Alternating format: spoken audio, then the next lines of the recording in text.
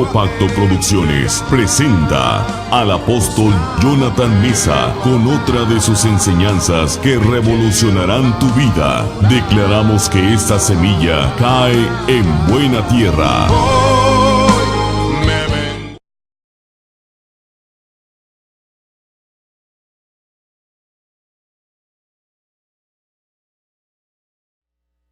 Muchísimas gracias por venir en esta noche. Mañana tenemos reunión a las 10 de la mañana, que es nuestra reunión regular de Redimidos. Y también le damos bienvenida a los que nos están siguiendo por internet en esta escuela del Nuevo Pacto, capítulo por capítulo, versículo por versículo. Es un método que casi nunca se escucha, pero sí se practica en algunas partes del mundo. Y hace muchos años Dios lo había puesto en mi corazón y hasta hoy llegó el día. Y como te he venido diciendo, qué bueno que no lo hice antes, qué bueno que no escribí libros antes. Siempre me quejaba yo, pero ahora ya reconozco que qué bueno que hasta ahora lo estoy haciendo, porque creo que hemos alcanzado un nivel de conocimiento mucho mayor que el que teníamos al principio. Así que sean todos bienvenidos y vamos a comenzar. Tenemos aquí a mi izquierda una pantalla, a mi derecha la otra pantalla, donde vienen los versículos bíblicos. Y si traes tu Biblia, pues como yo siempre digo, mucho mejor. Ahora sí le vamos a entrar a Romanos capítulo 1, versículo 18. Mire lo que dice el apóstol Pablo. Porque la ira de Dios se revela desde el cielo contra toda impiedad e injusticia de los hombres que detienen con injusticia la verdad. Tremendo versículo. La primera parte la vamos a analizar, que es el tema de la ira de Dios. Hay mucha confusión en el mundo cristiano en cuanto al tema de la ira de Dios. Siempre se ha creído que cuando Dios se aira, mata, enferma, arruina. La ira de Dios siempre significó un gran temor, de miedo para nosotros. Los cristianos, éramos cristianos, ahora nos llamamos redimidos, creyentes. Pero cuando éramos un cristiano común, y esto no es para menospreciar a los cristianos, pero un cristiano común es aquel que desconoce todo, así como yo. Yo de ahí vengo, de esa cuna cristiana, mis padres fueron pastores muchos años, pero yo desconocía todas estas cosas. O sea, yo era el clásico que creía que la ira de Dios era que Él mandaba males. Así que lo primero que hay que definir, que es un tema que pareciera que todos dominamos, pero no nos cae mal una recordadita del por qué decimos en Redimidos que la ira de Dios no significa que Dios manda males. Vamos a ver qué es entonces lo que significa la ira de Dios. En Números capítulo 12, versículo 9, va mi primer argumento que descubrí hace años, y es la historia de la rebelión de María y Aarón respecto a su hermano Moisés. Se le rebelaron. Si tú me preguntas de qué manera se le rebelaron, pues cuando María dijo, ¿acaso solo a través de ti habla Jehová? También habla a través de nosotros. Esa es una manera de rebelión disfrazada de piedad. Dios a mí también me puede usar, yo también soy ungido, olvidándosele a la gente que Dios escoge para funciones específicas a ciertas personas. Ahora mire lo que dice aquí. Entonces la ira, toma nota de esto o subráyalo. Vas a aprender algo de la ira que a mí me ayudó bastante. La ira de Jehová se encendió. Ya nada más vemos eso de que se encendió, da la impresión como que los va a matar ahí, los va a exterminar a todos. Entonces la ira de Jehová se encendió contra ellos, contra María, contra Aarón, porque murmuraron contra Moisés. Ahora, ahí está la ira de Dios, mira, en la última parte. Entonces la ira de Jehová se encendió contra ellos, punto y coma, ahí va la ira de Dios, mira, y se fue. Nunca viste que les mandó un mal. No dice, la ira de Jehová se encendió y los derritió, y los consumió, y los aplastó. No dice así. Es, y se fue. Todos digan esa frase, y se fue. Mi hermano, tú no necesitas que Dios te mate, con que Él se vaya de tu vida. con que Él se vaya de la vida de una persona, le vienen toda clase de males. Déjame darte un ejemplo. Hay un tiempo en la Biblia que se le conoce como la ira de Dios. La ira de Dios equivale al tiempo tribulacional, o sea, de la gran tribulación que se avecina, que ya está cada vez más cerca. En Mateo 24 Jesús dijo: tribulación cual nunca la ha habido ni la habrá. Ese tiempo se le conoce como la ira de Dios. Y es cuando prácticamente todos los cristianos, últimamente no me gusta decir todos, digo prácticamente, porque puede haber 2, 3 que sí crean como yo, pero lo dudo, porque si creyeran como yo estuvieran aquí. Continuamos. La mayoría de los cristianos creen que la ira de Dios en ese tiempo es que Él va a mandar úlceras, y que el sol va a calentar 7 veces más por obra de Dios, y que Dios va a mandar plagas y calamidades. Entonces esa es la ira de Dios. En otras palabras, lo hicieron enojar, aguántense. El mundo va a saber el Dios que tenemos, porque pues no, con tan solo que Dios se aparte del planeta, le va a venir toda clase de males a este mundo. Tal vez tú digas: o sea que Dios está aquí ahora. Por supuestísimo, si aquí está el Espíritu Santo. ¿Acaso Jesús no dijo: me voy y les mando al otro? Le llamó al otro el Consolador. O sea, aquí está el Espíritu Santo y aquí está la iglesia, que de acuerdo a la carta a los tesalonicenses, es la iglesia y el Espíritu Santo quien detenemos todo el proyecto de maldad del diablo. En otras palabras, ¿por qué el diablo no ha hecho más de lo que quisiera? Porque estamos tú y yo aquí, y porque Dios está aquí. Pero viene un tiempo tribulacional donde literalmente la iglesia será arrebatada. Y hay aquí gente que no concuerda conmigo, pero no importa. Yo soy de los que creo que se va la iglesia y se va el Espíritu Santo también. Nos vamos todos, y este planeta se queda sin Dios y sin esperanza. Y esa es la razón que va a venir la manifestación total del diablo, ¿no? Toda clase de calamidades. Entonces la ira de Dios es que Él se vaya. Así de fácil, que Él se aparte de una vida. Aquí lo dice, mira: entonces la ira de Jehová se encendió contra ellos. Dígalo de nuevo: y se fue. Ahora, Dios sabe que con tan solo que se vaya, va a venir enfermedad a una vida. Ahora, vamos a verlo aquí en el versículo 10, la prueba. Y la nube, tú sabes que la nube representa la unción, representa el Espíritu Santo.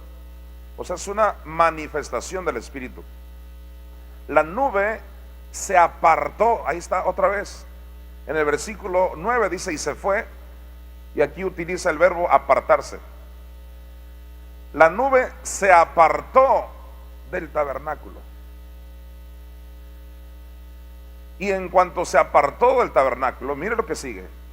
O sea, a consecuencia de que se apartó esa nube, que es Dios mismo, he aquí que María estaba leprosa como la nieve. Y miró Aarón a María, y he aquí que estaba leprosa. ¿Te das cuenta? No dice que Dios le mandó la lepra, sino que la lepra llegó a consecuencia de que esa nube se apartó de ellos. Ese es un ejemplo muy claro. Ahora, si eso lo conectas con Oseas capítulo 4, versículo 14. En Oseas 4:14 dice algo que a mí me estremeció hace más de 15 años que entendí este versículo. Mira lo que dice: no castigaré. Hágame 100 planas de eso. Dios no castiga a nadie con lo malo. Si alguna vez tú has visto en la Biblia el verbo castigar, que Dios al que ama lo castiga y todo eso, es porque han sido traducciones erróneas. La palabra castigo ahí en el hebreo y en el griego es disciplina, reprensión. Entonces Dios al que ama lo disciplina. Por ejemplo, ahorita te está disciplinando. Esta es la disciplina del Señor. Y a veces, muchas veces, las cosas que Dios habla no le gustan a la gente, especialmente cuando hablas del diezmo. Aleluya. Una buena cintariza te está pegando ahí. Así disciplina a Dios. Pero dale gracias que no es con cáncer. Le das gracias que no es con lupus. La disciplina es para los soldados. Entonces Dios al que ama lo castiga. Malísima traducción. Debió decir: Dios al que ama lo disciplina. Bueno, pues entendiendo eso, que es básico, aquí dice, mira, así textual: no castigaré. No dice sí castigaré, dice no castigaré. Ahora te va a mencionar un caso donde la mayoría de la gente quieren que Dios castigue, y es la fornicación. No, si se tratara de la mentira, de la incredulidad, de la murmuración, no, ahí nadie dice nada. Solo cuando alguien fornica, oh, que lo castigue Dios. Ya te dije, la iglesia tiene pecados elegantes. Ayer tratamos ese punto. Se le llama jerarquización de pecados, y ese es un síntoma del espíritu de ley. Me compartía la pastora Betty unas imágenes impresionantes. Yo ayer te hablaba, y antier te hablaba de lo que pasó en Guatemala, la jovencita aquella que la quemaron viva por participar en el asalto de un taxista, o inclusive en la muerte de ese taxista. Pues ahora aquí en el sur de México, ustedes han de haber visto las noticias, mataron a 2 personas, los lincharon, o sea, el pueblo los linchó. ¿Eso sucedió en qué parte? Ahí, en Puebla. Y resulta que al final ellos no eran los secuestradores que la gente creía que eran, o sea, los confundieron. Como ya está de moda eso de linchar, así que por ahí a alguien se le ocurrió, ellos me querían secuestrar, creo que dijo una niña, y alguien por ahí corrió la voz, sí, han de ser ellos. Y el pueblo es el espíritu de ley. El espíritu de ley quiere matar a alguien por cosas que hizo, cuando en todo caso deberían quemarnos a todos vivos en el planeta. Si no hubiera sido porque vino Cristo y lo quemaron a Él, entiéndalo. La justicia de Dios la trajo, la verdadera justicia, la trajo nuestro Señor Jesucristo. Tal vez tú digas, no, pero esos que son secuestradores, y tú eres uno que no diezmas. Si no eres tú, sonríe. ¿Ves? El problema es jerarquizar pecados. El problema es creer que aquella jovencita que ayudó en tal cosa con el taxista ese que murió, esa sí merece que la quemen. No, señor, tienes que aprender el tema de la justicia. Pero bueno, eso fue el versículo 17, hoy estamos en el 18. Y aquí dice, no castigaré a vuestras hijas cuando, ¿qué dice? Cuando no diezmen. No, eso es un pecado elegante de las iglesias, ¿no? No, la fornicación. Me gusta que usó ese tema para que veas que Dios no castiga a los que fornican. La gente se queda, ¿qué? Luego la gente, ¿qué? Entonces está favoreciendo la fornicación. Te callas, yo no he dicho ni lo uno ni lo otro. He dicho lo que está escrito. Está escrito, así como venía bien violenta, ¿no? Noemí, ahorita, te callas, Satanás, le cortaste hasta las orejas. Así se habla, gloria a Dios. Mire, no castigaré a vuestras hijas, ¿cuándo? Cuando forniquen. Y tal vez, pues, qué mal, debería castigar, debería azotarlos el Señor para que aprendan esas rameras.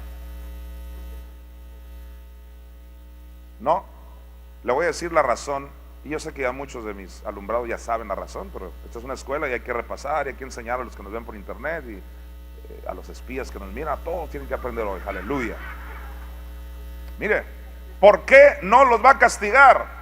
No los va a castigar porque no necesita castigarlos. Ellos solos, con sus acciones, están atrayendo mal para sí. No se nos recomienda pecar, porque no nos ¿qué? Pero ¿cuántas cosas te son lícitas? Todas. Ese es Redimidos, Hermosillo. Todo me es lícito, pero no todo me conviene. Y todos, sin lugar a dudas, hemos hecho cosas que no nos convienen, ¿sí o no? Entonces, no castigaré a vuestras hijas cuando forniquen, ni a vuestras nueras. Se va a poner peor la cosa, mira.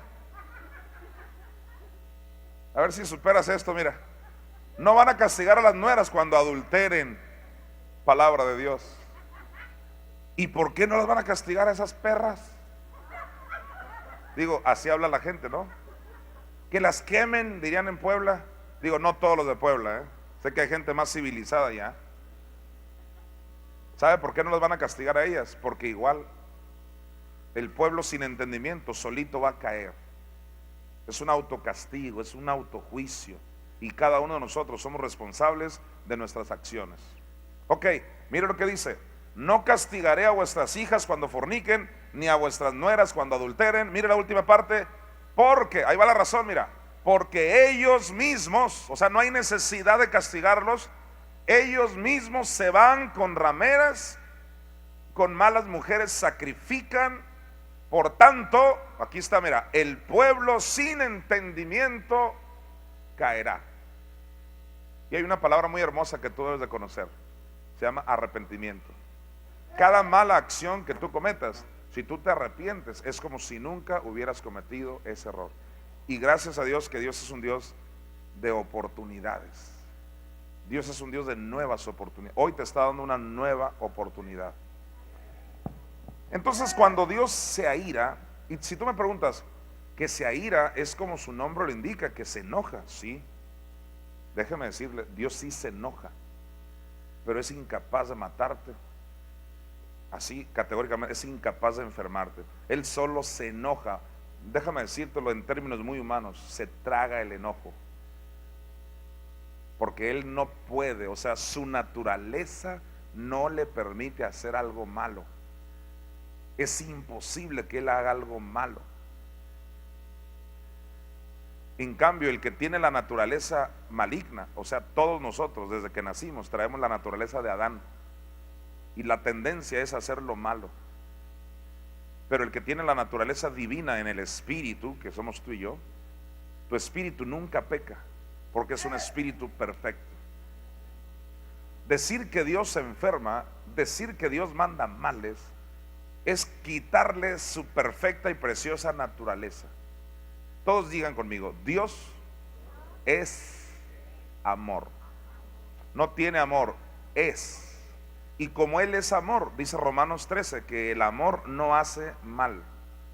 Él no puede, Él jamás puede enfermar ni mentir, es imposible. Su naturaleza no se lo permite. Yo siempre pongo este ejemplo. El día que Él se enoja demasiado y dice, ahora sí los voy a enfermar, y agarra hasta, se pone su mano así como un puño, como que va a mandar enfermedad porque se enojó demasiado, te portaste demasiado mal y dice, ahora sí los voy a enfermar, y te avienta esa enfermedad y te manda un carro del año.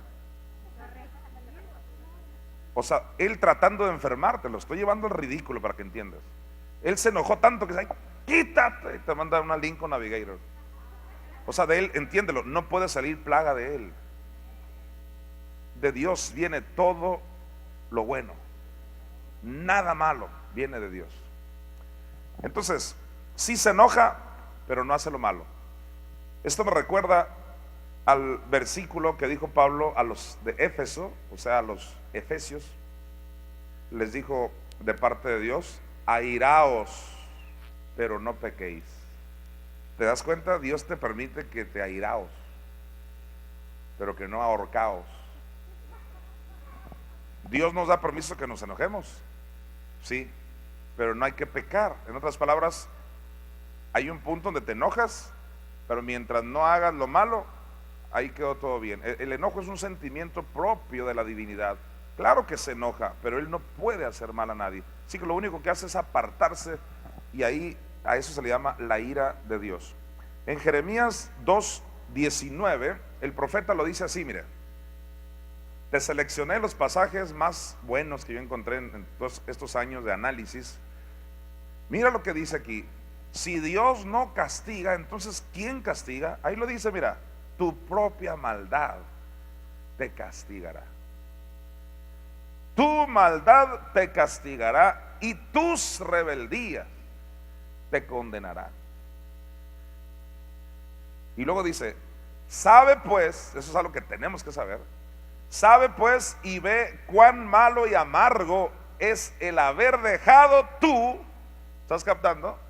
Dios no te enfermó. Lo malo fue haber dejado tú, ¿haber dejado quién?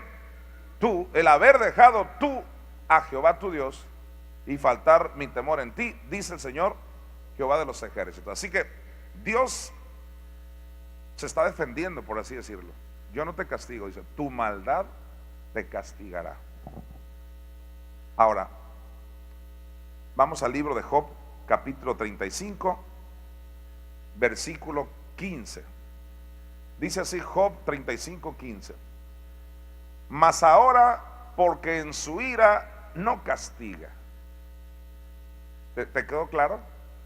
Más claro no puede estar. En su ira no castiga. Subráyelo. Nunca va a castigar en su ira, por más que se enoje, nunca va a castigar.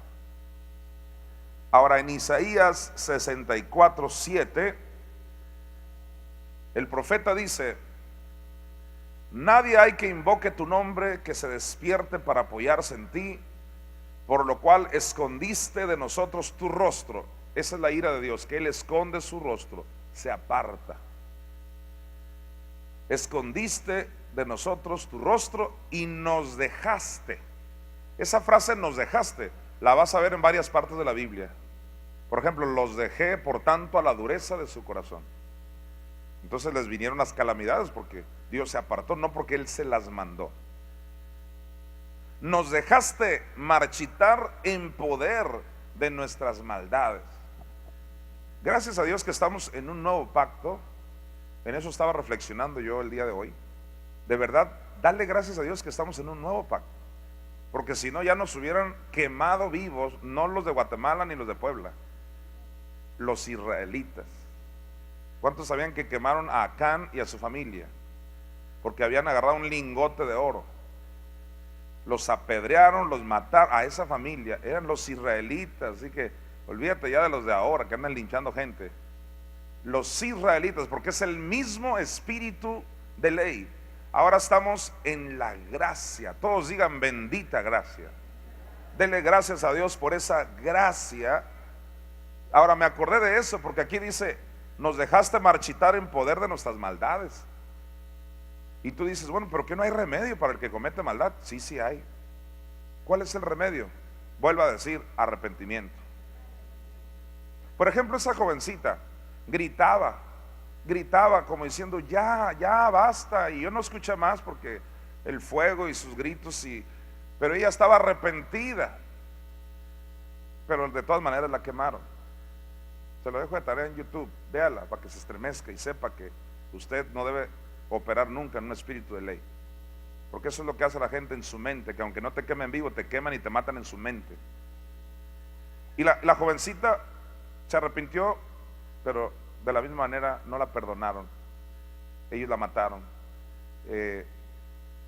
El hombre es así. El hombre opera en su propia justicia. Hace muchos años asaltaron el banco Banamex en Los Mochis, Sinaloa. Muchos años, cuando yo era un niño.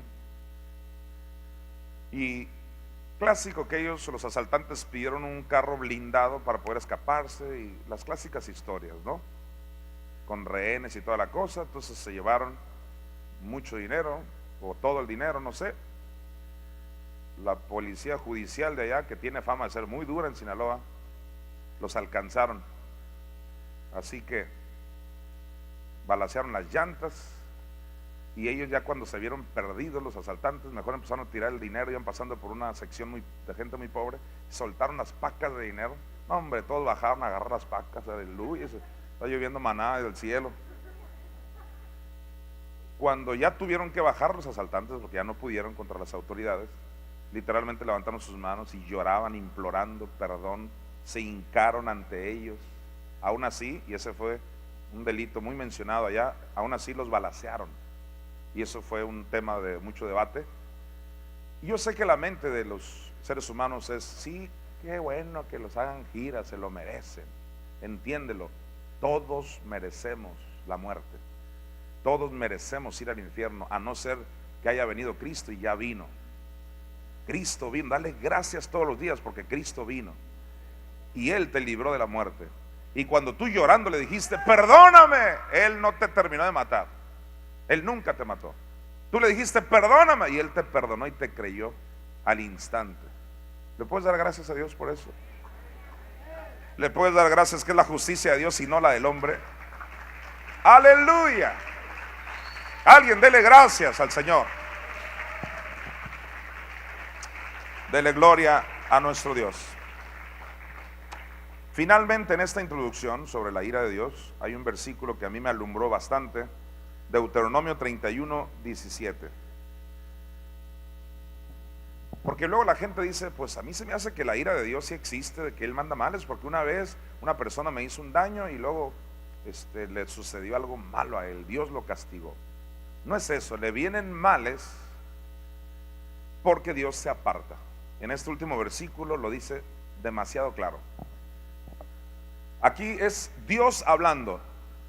y se encenderá mi furor contra él en aquel día, o sea, contra el pueblo. Y mira, y los abandonaré. Esa es su ira. Por eso Jesucristo, cuando estaba en la cruz, exclamó: Dios mío, ¿por qué me has abandonado? ¿Por qué te has airado contra mí? O sea que se separó del Hijo y por eso le vino todo el pecado al Hijo, igualito así. Los abandonaré y esconderé de ellos mi rostro. Ahora, ¿por qué? Pues porque ellos andaban con otros dioses, ya sabes, eran muy idólatras. Dice, y serán consumidos. ¿Por qué serán consumidos? Pues porque Él se va a apartar de ellos. Dice, y vendrán sobre ellos muchos males. Subraye eso. Vendrán sobre ellos muchos males y angustias, y dirán en aquel día. Y yo siempre he dicho, ya llegó el día. Ya llegó el día. Es esta generación la que dice, porque nadie lo había dicho. Todo el mundo decía que fue Dios el que los enfermó. Ahora no, mira, ya llegó el día. Dirán en aquel día, no me han venido estos males porque no está mi Dios en medio de mí. ¿Cuántos reconocen que si los males vienen es porque nosotros o contristamos al Espíritu o hemos hecho que Él se vaya de nuestro cuerpo y de nuestra alma? De nuestro espíritu nunca se va, pero sí se va del alma, sí se va del cuerpo. Necesitamos siempre invitarlo. ¿Por qué le vinieron los males? Porque ellos se apartaron de Dios y Dios se apartó de ellos. Esa es la ira de Dios. Regrésate a Romanos 1:18. Déjame enseñarte la segunda parte de este versículo que nos ocupa el día de hoy. Dice, porque la ira de Dios, ya entendimos lo que es la ira de Dios. Ok, porque la ira de Dios se revela, y ahí se revela, tiene que ver con que se muestra, se da a conocer. O sea, ¿de qué manera Dios da a conocer su ira? Se muestra, dice otra versión. La ira de Dios se muestra desde el cielo contra toda impiedad. ¿Contra toda qué? Impiedad. Ahora, para saber a qué se refiere que la ira de Dios se revela, se muestra contra toda impiedad, hay que ver qué es impiedad. Normalmente la gente dice es impiedad el que asaltó el banco, el que asaltó el Oxxo, es impiedad el que te robó la televisión, es impiedad todo eso. Yo no digo que eso está bien, pero estrictamente hablando, con la revelación del nuevo pacto, impiedad es el que está fuera o en contra de la piedad. Y la piedad, recordemos qué es. Vamos a la carta de Pablo a Timoteo, 1 Timoteo 3:16. Vamos a recordar qué es la piedad para así saber cuál es la impiedad. Dice Pablo, e indiscutiblemente grande es el misterio de la piedad. ¿Ves? Piedad es lo contrario a impiedad. ¿Cuál es ese misterio de la piedad? Te lo van a revelar. Que Dios fue manifestado en carne. Eso quiere decir que se metió en un cuerpo. Tú y yo tenemos que creer que Él se metió en un cuerpo. Pero número 2, que Dios fue justificado en el Espíritu. Y ese es el secreto. Esa es la revelación de la piedad que tú y yo conocemos. ¿Cuál es la piedad? Sí, por un lado que Él se metió en un cuerpo, murió físicamente. Pero esa es la mitad de la piedad. Mi Biblia dice que la piedad consiste en dos cosas: en su cuerpo físico, pero también en su espíritu. O sea, no solo su muerte física, sino también su muerte espiritual. Ahí lo dice. Dios fue manifestado en carne, murió físicamente. Pero ahí va su espíritu, justificado en el espíritu. Así que la mayoría de los cristianos tienen la mitad de la piedad. Es la parte física nada más. La piedad completa es que tú creas que Dios fue justificado en el espíritu de Él, por supuestísimo. Recordemos en un minuto por qué Dios mismo tuvo que ser justificado. No hay ninguna explicación, no hay otra manera de entenderlo. Son ridículas las otras interpretaciones porque yo ya las he escuchado. Tratan de torcer el versículo. Como dijo el apóstol Pedro, los indoctos tuercen las escrituras. No tuerza las escrituras. Ahí dice que Dios fue justificado en el Espíritu. ¿Qué significa justificado? Declarado justo. Nadie puede ser declarado justo a no ser que antes haya sido acusado de alguno o de muchos delitos. Entonces nadie puede ser justificado a no ser que antes haya sido un pecador. A ti y a mí nos justificó Dios. Romanos 5:1 lo dice: justificados pues por la fe tenemos paz para con Dios. Por favor confiese: yo ya fui justificado. Cuando tú confiesas yo fui justificado, estás diciendo en automático que eras un pecador. ¿Reconoces que eras un pecador? Si no, nadie te podía haber justificado. Pues para que diga que Dios fue justificado, tienes que tener la revelación de que Él se hizo pecado. Cosa que el cristianismo hasta la fecha no ha querido reconocer. Y la mayoría no ha querido reconocer porque no nos han oído. De hecho son miles los que no nos han oído. Pero los que a mí me consta que sí me han oído, muchos de ellos no quieren reconocerlo porque se les hace demasiado fuerte y se les hace demasiado duro. Pero que a alguien se le haga duro, a Pedro también se le hizo duro. ¿Qué le dijo Pedro a Cristo? Nada de esto te acontezca. Es el mismo espíritu religioso. ¿Y quién habló a través de Pedro? Satanás es el que dice: no puede ser. ¿Cómo que se hizo serpiente? Es el mismo diablo hablando, es el mismo Satanás hablando. Así que cuando oigas a un cristiano decirte: eso no puede ser, como mi Cristo en el infierno, tú nomás dile: te reprendo, Satanás. Jesús lo dijo: apártate de mí, Satanás. O sea, no creas que es ninguna gracia, que pobrecito, ni que nada. Si Cristo no muere espiritualmente, yo iría al infierno. O sea, Él vino a eso. Dale gracias a Dios. Tú y yo, ya para salir de este punto, conocemos la piedad.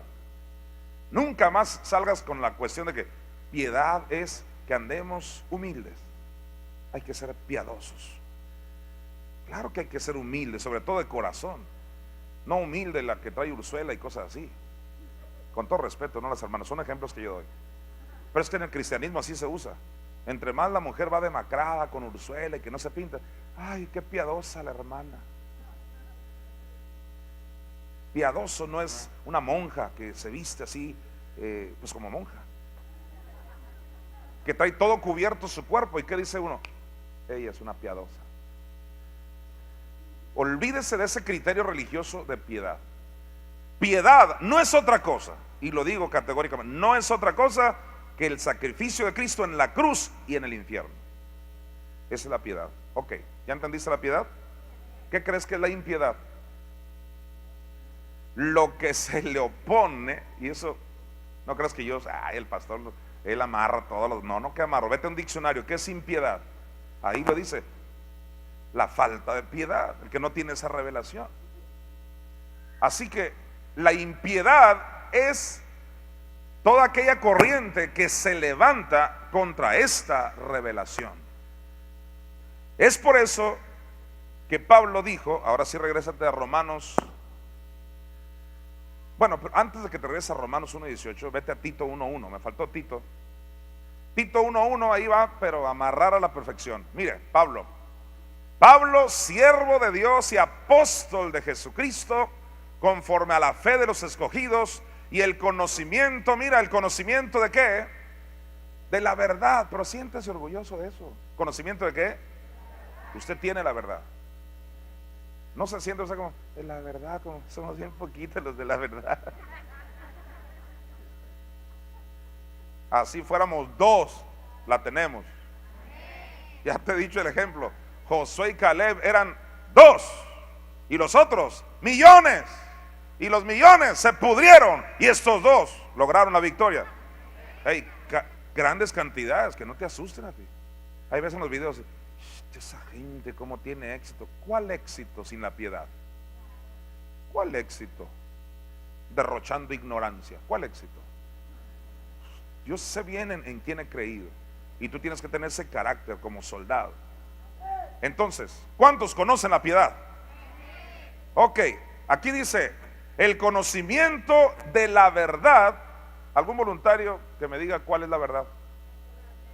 A ver, diles, Noemí. La que brotó de la tierra. ¿Estará inventando algo ella?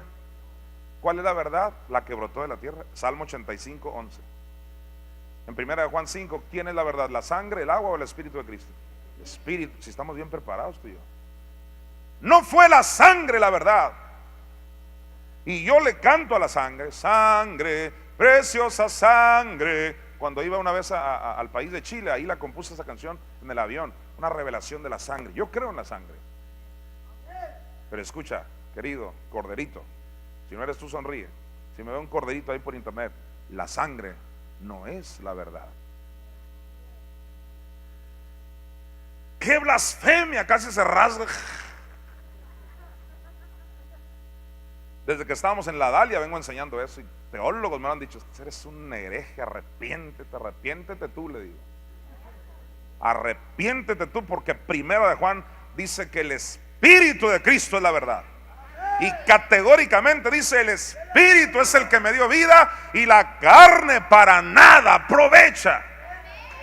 En otras palabras, su sangre no hubiera aprovechado a no ser que su Espíritu se levantó de entre los muertos. Alguien déle un aplauso al Espíritu de Cristo. Aleluya.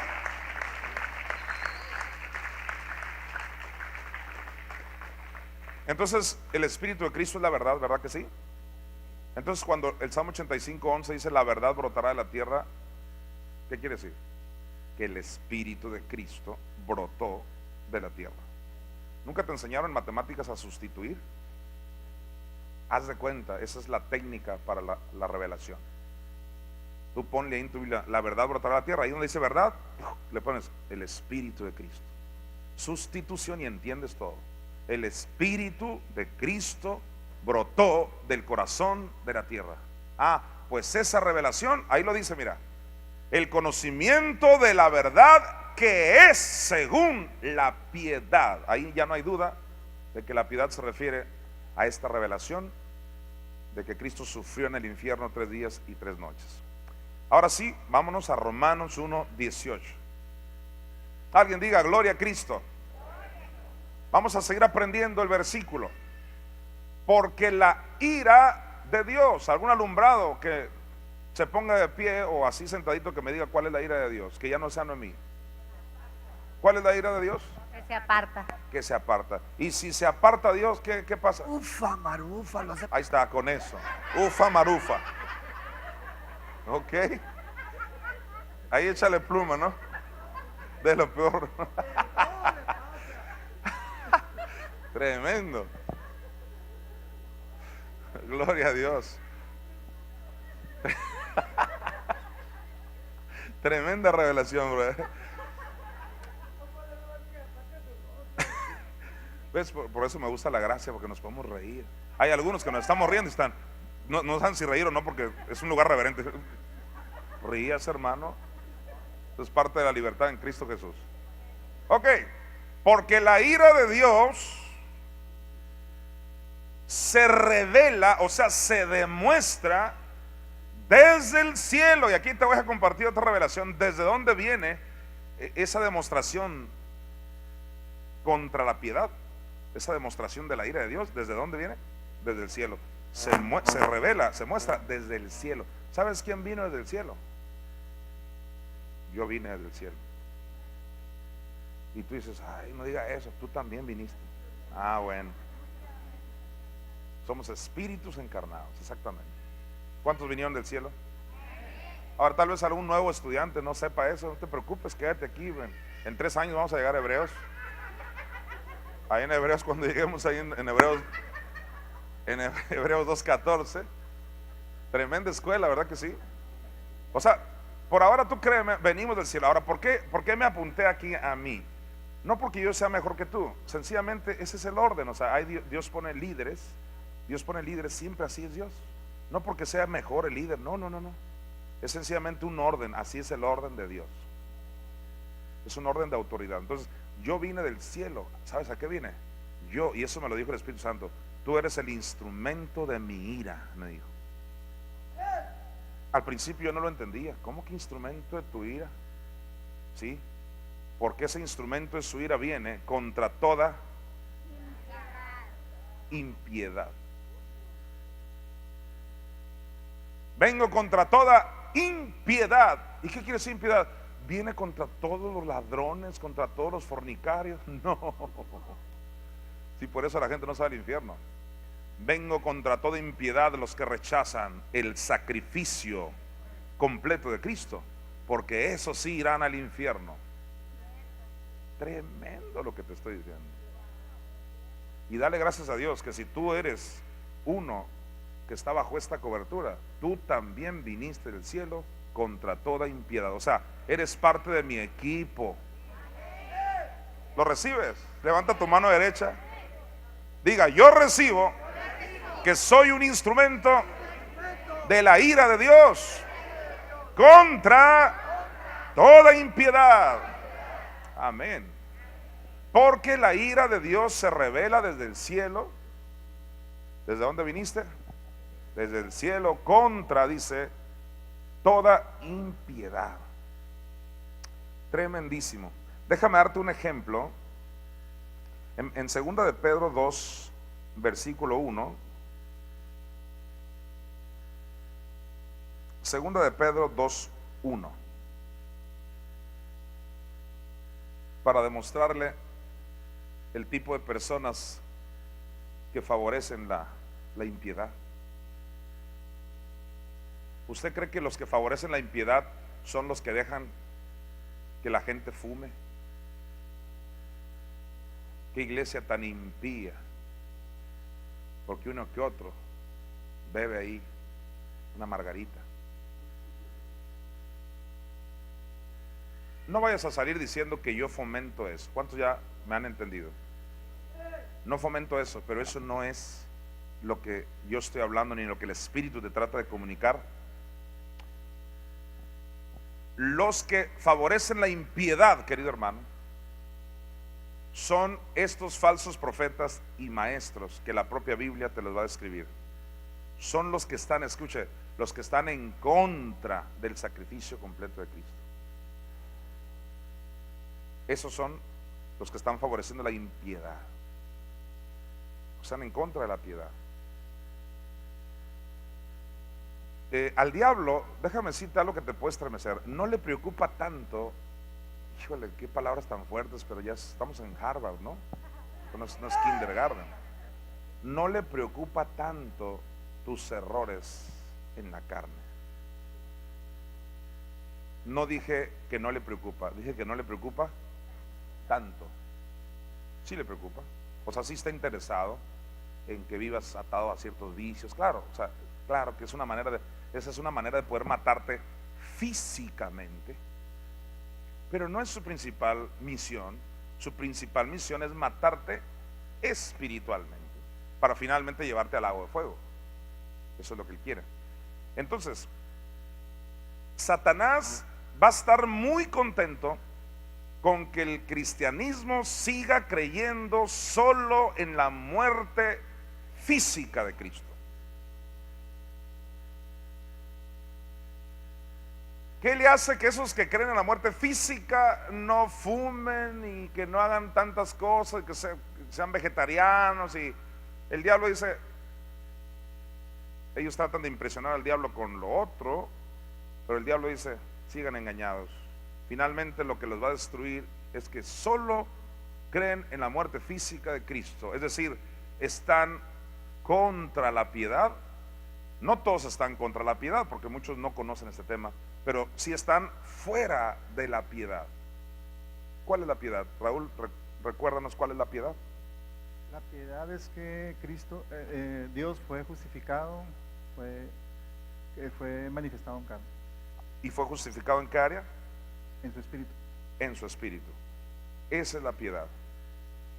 Fíjese bien, pero hubo también falsos profetas. Subraya esa parte. Falsos profetas. ¿Nunca te ha interesado el tema de los falsos profetas? ¿Cuál será un falso profeta? Porque hoy en día todos se tiran de que tú eres falso. No, tú eres el falso. Tú eres el falso. Y tú eres la falsa. Y uno se pregunta, ¿cuál será el verdadero? De hecho, yo mismo, tengo años en esto, hermano. Yo he ido ahí con Dios y le digo, Señor, ¿seré yo uno de los falsos? Así yo hablo con Dios. O sea, tú no creas que yo soy de los que dogmáticos y tienen que creer como yo, no. Cada tema que yo imparto, yo me pego un tiro con Dios, así como Jacob con el ángel. O sea, yo mismo ahí con Dios, a ver, yo no te voy a andar defendiendo de a gratis. Si ahí dice que enfermas, tú enfermas. O sea, yo no creas que trato de imponer una revelación que ni yo la entiendo. Cada cosa que enseño es porque yo ya me convencí de eso. ¿Estás conmigo? Así que también en el tema de los falsos profetas, ahí voy yo con Dios y a ver, ¿seré yo? Quiero que tú me digas, porque si estoy enseñando mal, yo no quiero ser falso. Ok, entonces el Señor me lleva la palabra. ¿Y qué crees? Estos pasajes me dio el Señor para demostrarme que yo no soy falso. Porque yo tuve que ser, y por favor cerciórate si tú no eres falso. Dale, te lo dejo de tarea llegando a casa ahí. Pero te voy a dar una ayudadita. Dios a mí me ayudó para saber que yo no soy falso. Te voy a decir por qué. Esto es lo que me dijo Dios. Mira, pero hubo también, me dijo Jonathan, hubo también falsos profetas entre el pueblo. Le dije, Señor, ¿cómo que hubo? Sí, hubo, porque resulta que en el pasado, después que la iglesia primitiva habló la verdad, la iglesia primitiva, o sea, los primeros cristianos, ellos hablaron la verdad en Hechos capítulo 1, en Hechos capítulo 2. En cuanto Cristo ascendió, ellos enseñaban del descenso de Cristo al Hades. Pablo habló del descenso de Cristo a los infiernos, al abismo. Pablo dijo, Jerusalén nuestra madre. O sea, ¿dónde fue que se desvió la iglesia? Si ellos enseñaban esto. Entonces es ahí donde entra, hubo falsos profetas. Hubo porque la iglesia se fue desviando, se fue mezclando con psicología, con el espíritu de Grecia, un cochinero a través de los años. Ahora terminan dando conferencias de cómo, una receta de cómo hacer comida. A través de los años ya son puras conferencias de cómo ser mejores y éxito. Y yo creo en eso, pero ese no es el evangelio. O sea, nunca viste a Pedro diciendo en 5 pasos de cómo ser mejor chico. ¿Alguien comprende? Y no dije que está mal, claro que está bien eso, claro que, pero ese no es el evangelio. Viste a Pedro decir, porque no dejarás mi alma en el Hades. Ahí está tu conferencia. Viste a Pedro en el 2:31 de Hechos, viéndolo antes, habló de la resurrección de Cristo, que su alma no fue dejada en el Hades. Ese es Pedro. Y los hacía llorar, dice que se compungieron. Tremenda conferencia de Pedro. ¿Dónde fue que se desviaron? ¿Sabes cuándo? Cuando empezaron a surgir falsos, diga conmigo, falsos profetas. ¿Quiénes son ellos? Vamos a descubrirlos. Hubo también falsos profetas entre el pueblo, como fíjate, me dijo el Señor, hubo, que son los que desviaron a la iglesia, y habrá, ¿qué significa? Es futuro, o sea que esto aplica hoy, ya hay, y créeme que sí hay. ¿Y quiénes son esos? Vamos a ver. Habrá entre vosotros falsos maestros. ¿Qué es entre vosotros? Pues entre todos los que se dicen ser discípulos de Cristo, que introducirán, no te pierdas esto, esos falsos maestros y profetas introducirán encubiertamente herejías destructoras. Ahí va. Y tú es ahí donde debes de ser bien honesto. Ok, Señor, dime cuáles son esas herejías, porque yo no quiero caer en una herejía. El Espíritu Santo me habló claramente, me dice, herejía es todo lo que está fuera de lo que yo dije. Si yo un día te salgo con que tenemos un tío espiritual, herejía. ¿En qué consisten esas herejías? Vamos, ahí lo va a decir, mira. Introducirán encubiertamente herejías destructoras. Y mira, ahí va, mira. Y aún negarán al Señor que los rescató. Uy, qué bueno que vine. Jonathan Mesa no niega al Señor que me rescató. Si algo he hecho en esos 15 años es hablarte del que te rescató. ¿Y quién niega? Usted dígamelo. ¿Quién niega ese rescate precioso? La respuesta es: ¿quién no la niega? No vamos a decir ni siquiera cristianismo, eso es en general. Niegan, algunos por ignorancia, a eso se les deja pasar, porque no saben, pues un día lo van a saber. Por eso se abrió esta escuela del Nuevo Pacto. Pero hay otros que ya oyendo así niegan. Tú les dices: él bajó, sufrió el infierno, hasta hicimos una obra de teatro así, con palitos y bolitas y los monstruos ahí a 2 metros de ellos, y ellos, no. Esa es una herejía. ¿Sabes? La herejía, y quiero que entiendas, es exactamente lo contrario.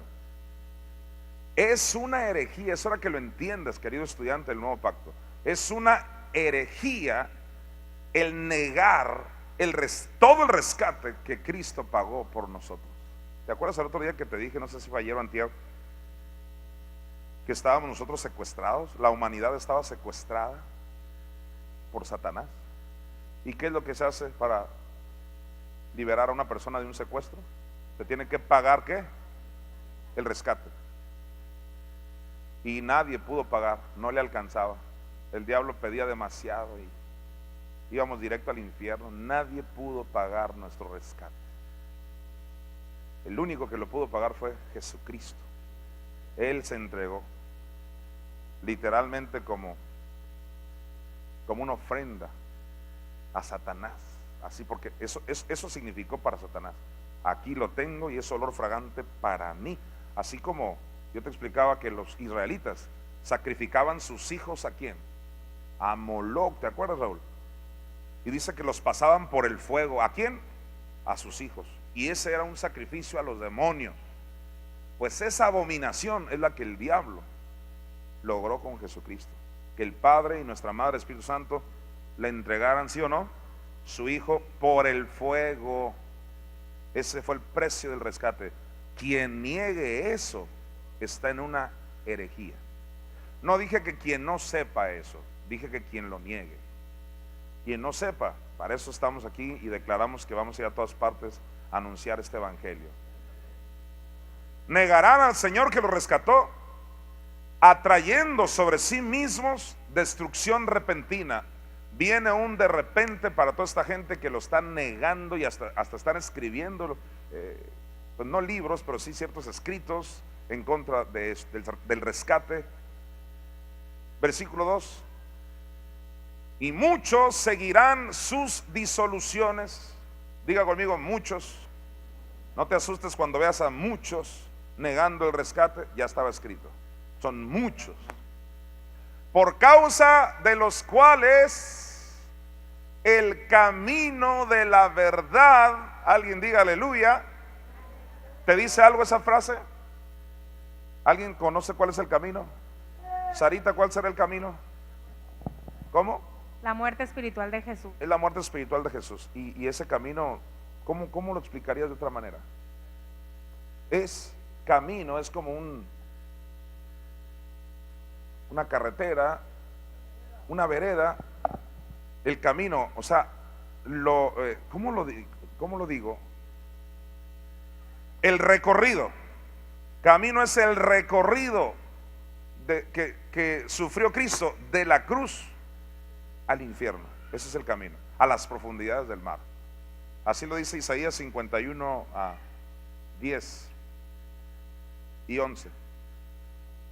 El camino de la verdad. Por favor, que venga revelación. Todos digan: yo tengo y yo conozco el camino de la verdad. Ok, pues los falsos profetas, los falsos maestros son los que están promoviendo esa impiedad contra la verdad, y por causa de los cuales el camino de la verdad será blasfemado. Este tema, esta revelación ha sido blasfemada por estas personas que yo les llamo realmente impías. Normalmente creemos que el impío es el mundano, Pero no, para mí estrictamente hablando es uno que se levanta contra esta revelación. ¿Sabes que hay mundanos muy nobles? Su único pecado es que nació mundano, pero son nobles. De impíos, nomás la naturaleza de la carne. Pero impío, el que niega el rescate, se levanta. Ellos no están en contra de esto, al contrario, tú lo viste en la obra de teatro. Ellos, pasaba yo al final y ¿cuántos quieren recibir lo que acaban de ver? La gran mayoría. Yo vi gente hasta llorando. Aceptaban eso. El mundano no tiene problema. No son impíos en ese sentido, pero son impíos los que se levantan contra la piedad, que es este tema que tú y yo estamos aprendiendo. Ok. Ahora vayas otra vez a Romanos 1:18 para hablarle de algunas personas que detienen esta revelación. ¿Qué dijo Pablo? Sigamos aprendiendo. Porque la ira de Dios se revela o se muestra desde el cielo contra toda impiedad. Hasta ahí vamos bien. Contra toda impiedad e injusticia de los hombres. Ahora subraya esa palabra, injusticia. Esa palabra injusticia tiene otro significado. O sea, es otra cosa a la impiedad, y ahorita lo vamos a estar viendo. De los hombres que detienen con injusticia. Subráyalo también, detienen con injusticia la verdad. Tremendo lo que vamos a ver aquí. En Hechos 24:14 vamos a ver un primer ejemplo que ya lo mencioné, pero ahí lo dice categóricamente, de quienes detienen con injusticia la verdad. Pues hay gente que detiene esto, mi hermano. O sea, no tan solo de que no lo creen, sino lo detienen. ¿Sabías tú que hay gente aquí que si por ellos fueran, que nos arrestaran a todos por estar hablando esto? O sea, si por ellos fueran, que se mueran, que se los trague que se los trague el infierno, que se abra la tierra, porque nos quieren callar, o sea, no quieren que hablemos esto. ¿Quiénes son los que detienen con injusticia la verdad? Ahí va un primer ejemplo. Dice Pablo: por esto, pero esto te confieso, que según el camino, fíjate, Pablo ya hablaba de este camino que es el descenso de Cristo a los infiernos. Según el camino que ellos llaman herejía. Nunca dijo según el camino que es una herejía. No, él no reconoció que era una herejía. Dijo que ellos le llaman así. ¿Alguien está conmigo todavía? Ellos le llaman así, no que sea herejía. ¿Ok? Pues mira lo que dice: esto te confieso, que según el camino que ellos llaman herejía, así, dice Pablo, sirvo al Dios de mis padres, creyendo todas las cosas que en la ley y en los profetas están escritas.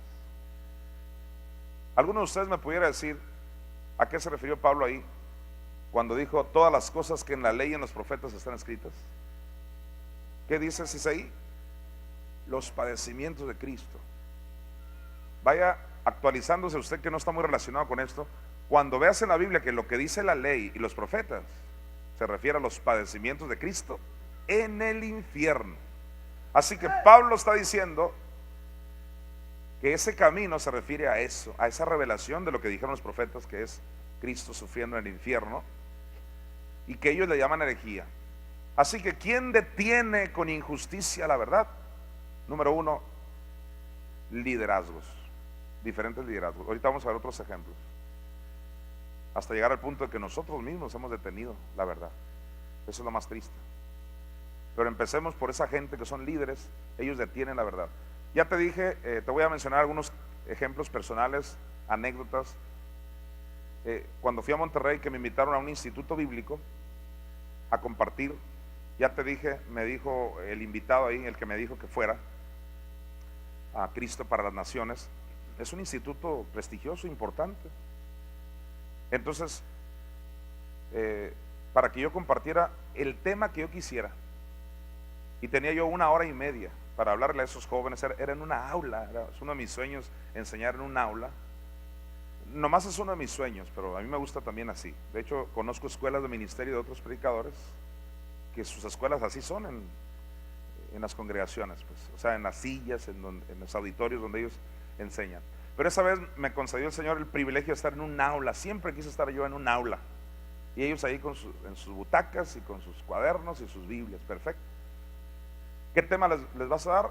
El que quieras. Ok, pues yo elegí, como ya te dije, este tema: la muerte espiritual de Jesús. Y tenía 1 hora y media para desarrollarlo, así que tú sabes, no hayas ni por dónde empezar. Pero al ratito eso empezó a cobrar mucho interés en los jóvenes. La mayoría eran jóvenes y ellos estaban apuntando y todo se les hacía nuevo. Claro, era nuevo. No nuevo porque no venía en la Biblia, sino porque nunca se los habían dicho.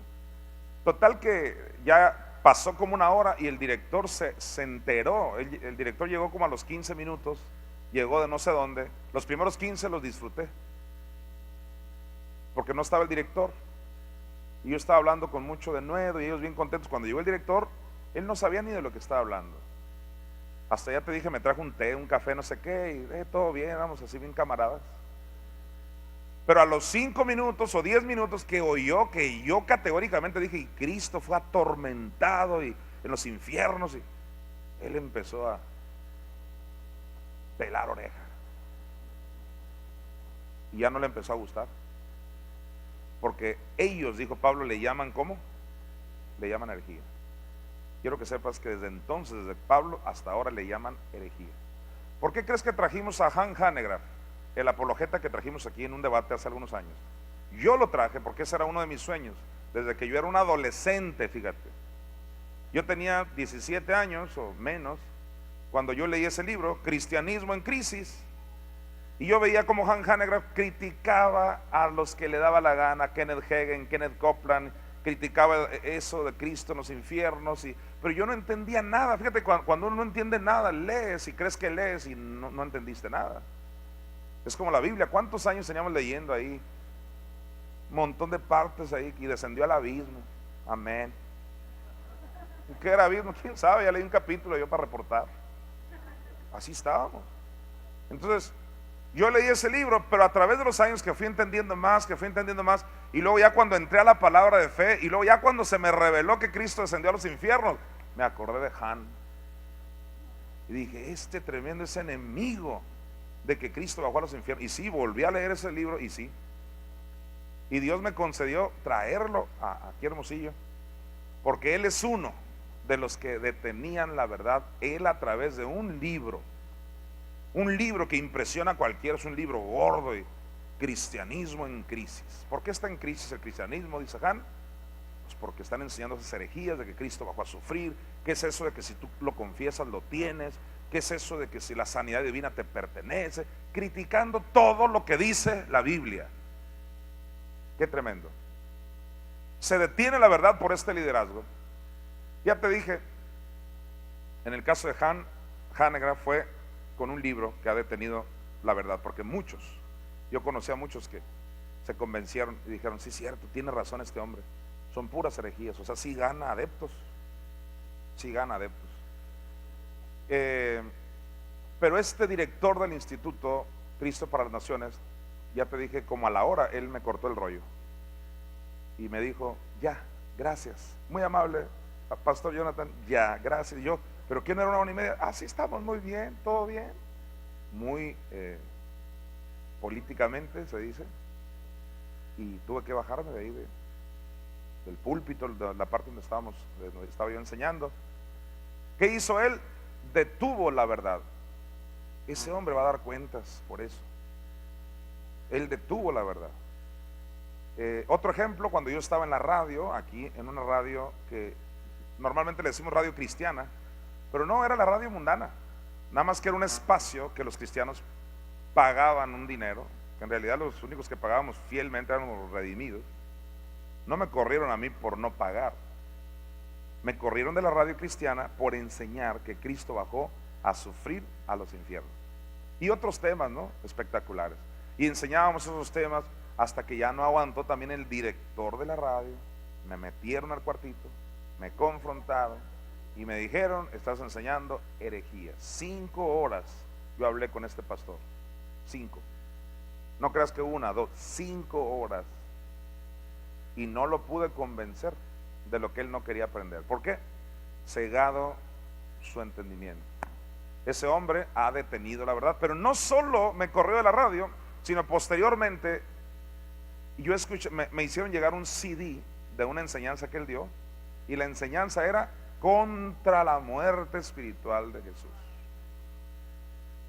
No solo él, sino otros pastores me llegaron materiales de que literalmente están en contra. Ellos son los que detienen la verdad, están favoreciendo la impiedad, la detienen de muchas maneras. Pero ahora vete a Hechos 18:9, por favor. Ahora hablaremos de nosotros. Entonces el Señor dijo a Pablo en visión de noche, mira lo que le dijo: no temas. Y eso es lo que el Señor te dice a ti, querido redimido estudiante: no temas, sino habla y no calles. Así que no solo los líderes que están en contra de esto están deteniendo la verdad, nosotros la hemos detenido cuando callamos. ¿Alguien me oyó? A ver, dígalo, porque ya estoy casi cerrando. Diga: cuando yo callo, detengo la verdad. Así que no calles, mi hermano. ¿Qué le parece? Dígalo.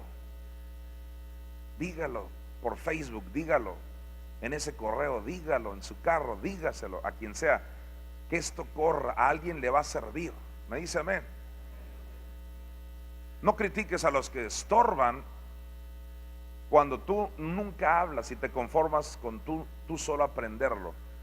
Dilo y vas a estar colaborando para que esto corra. Es una injusticia realmente detener esta maravilla. Ahora en Marcos 5:18, del 18 al 19, dice que al entrar él en la barca, o sea Jesucristo, el que había estado endemoniado le rogaba que le dejase estar con él. ¿Cuál es la tendencia de todos nosotros? Nos gusta mucho estar con él, nos gusta mucho su presencia, nos gusta mucho estar en la sinagoga. ¿A cuántos les gusta estar aquí? Por algo estás aquí en pleno sábado, en vez de andar en el tonga ya. Porque los sábados cuando la gente suele ir a comer, a cenar y que no sé qué, y tú estás aquí.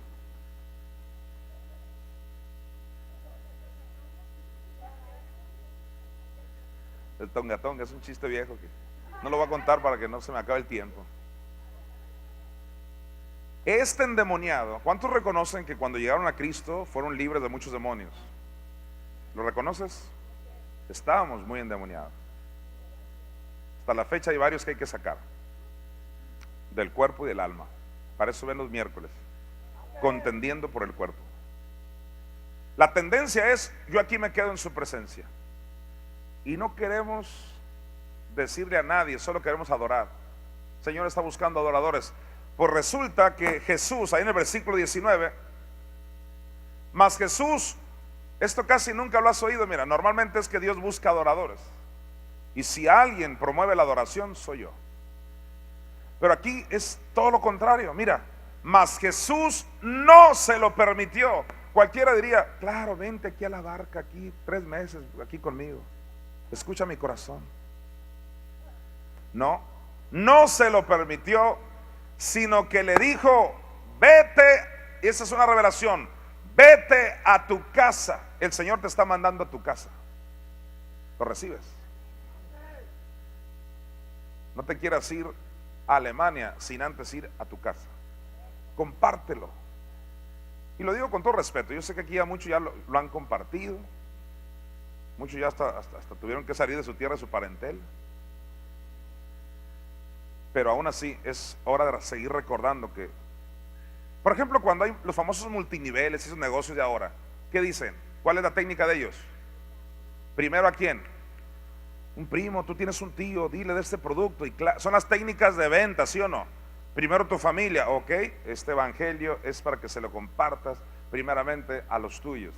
Le dijo: tú fuiste libre, no te permito que te quedes conmigo, vete a tu casa, a los tuyos, y cuéntales cuán grandes cosas el Señor ha hecho contigo y cómo ha tenido misericordia de mí. Yo les he dicho y se los vuelvo a decir: tú y yo podemos llenar este lugar en un mes, con tan solo que le cuentes a tus parientes. Le doy gracias a Dios a los jóvenes que están yendo a evangelizar y a hermanas que ya tenían mucho tiempo yendo a evangelizar aquí. Y yo creo en eso, yo creo en evangelizar casa por casa, eso es bíblico también. Pero nuestros parientes, los más cercanos, podemos contarles, podemos decirles, no darnos por vencido. ¿Cuánto tiempo me queda? ¿Ya se acabó? Ah, no lo había visto. No lo había visto, ¿eh? ¿A poco ya hasta le había dicho que ya? ¿Sí? Ok. Bueno, ¿me das un minuto nomás para cerrar? Con razón estaban muy serios. No, ya el pastor ya se excedió. Me estaban juzgando, con que son de ley. Muy bien. En Ezequiel 28:15 yo cierro, que de hecho era lo último ya.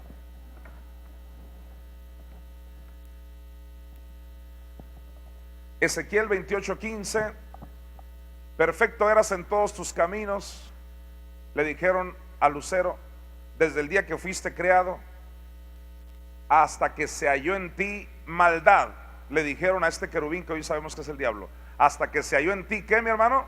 Maldad. La palabra maldad en el hebreo es injusticia. Todos digan injusticia.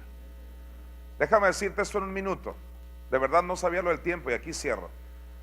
En Romanos 1:18, que es lo que estamos estudiando, dijo Pablo que hay quienes detienen la verdad, detienen con injusticia la verdad.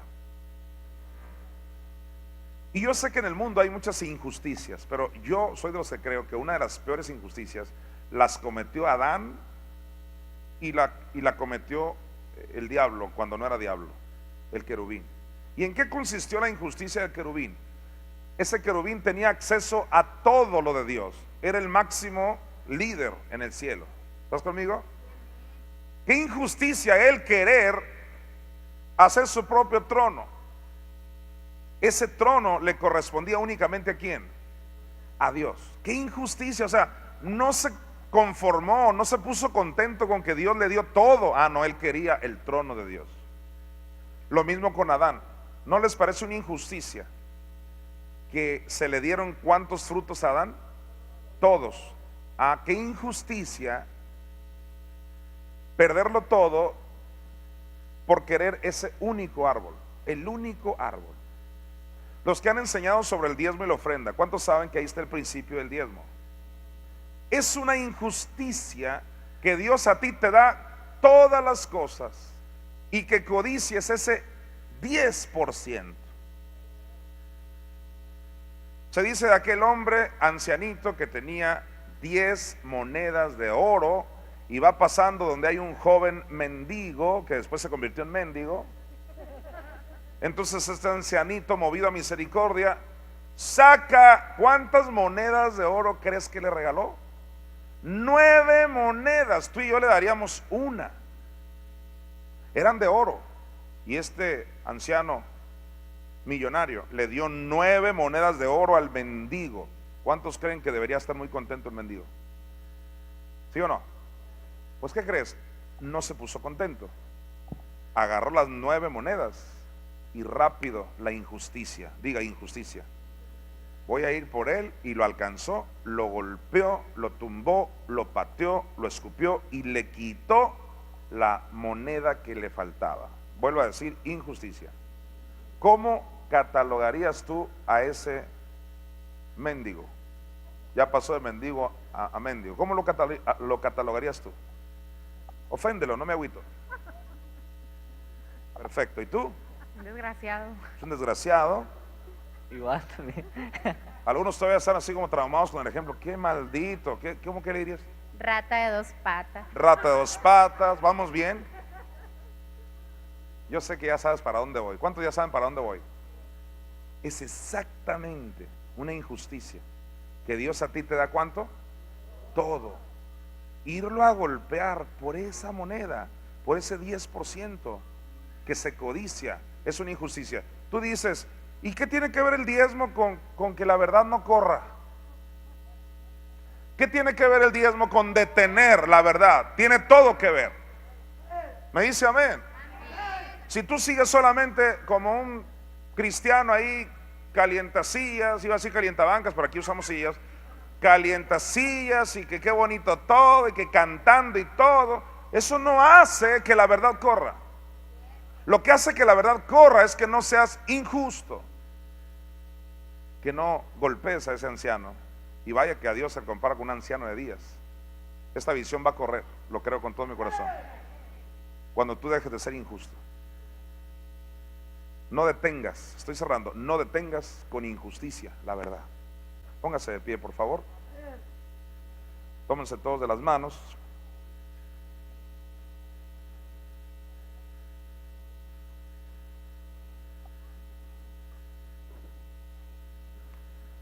Padre, yo oro por este grupo de estudiantes. Gracias por tu revelación de Romanos 1:18. Declaro bendito su entrar, bendito su salir.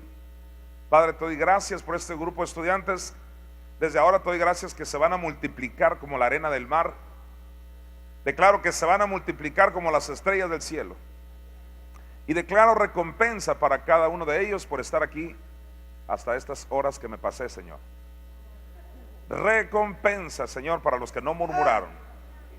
Recompensa para los que disfrutaron cada segundo de tu palabra. Recompensa para los que recibieron la reprensión del Todopoderoso. Señor, no queremos detener con injusticia tu verdad. Nos declaramos instrumentos de tu ira contra toda impiedad. En el nombre de Jesús, y los estudiantes del nuevo pacto dicen amén. Nos vemos mañana. Muchas gracias por haber venido, muy amables. Esta fue otra enseñanza del apóstol Jonathan Mesa. Si usted desea contactarse con este ministerio, ingrese a las direcciones de internet que aparecen en pantalla o comuníquese al celular que aparece en pantalla en Hermosillo, Sonora, México. Gracias por su atención.